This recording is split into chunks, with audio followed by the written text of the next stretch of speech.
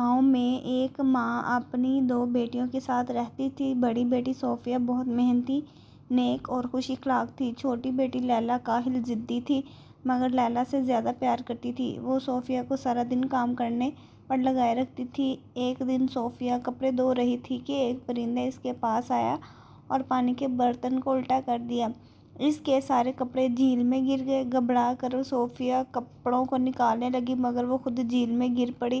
جب اس نے آنکھیں کھولی تو ایک حسین وادی میں کھڑی تھی۔ آگے بڑھتے ہوئے ایک بکری نے کہا، میری رسی الجھ گئی ہے، کیا تم اسے کھول دو گی؟ صوفیہ نے مسکرا کر مدد کی۔ بکری خوش ہو گئی۔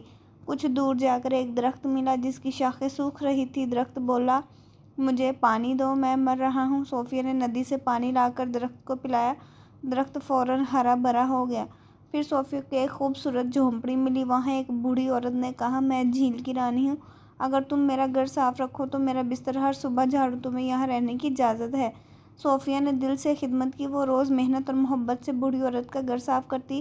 کچھ دن بعد اس نے، امی جان، مجھے اپنے گھر جانا ہے۔ جھیل کی رانی نے مسکرا کر کہا، تمہاری نیکی اور محنت کا انعام یہ ہے۔ اس نے صوفیہ کو سنہری لباس، قیمتی زیور اور وہ کپڑے دیے جو جھیل میں گر گئے تھے۔ پھر کہا، آنکھیں بند کرو اور 3 تک گنو۔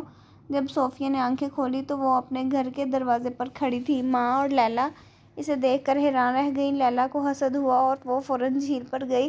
راستے میں بکری نے مدد مانگی تو اس نے انکار کر دیا۔ درخت نے پانی مانگا تو وہ بھی انکار کر دیا۔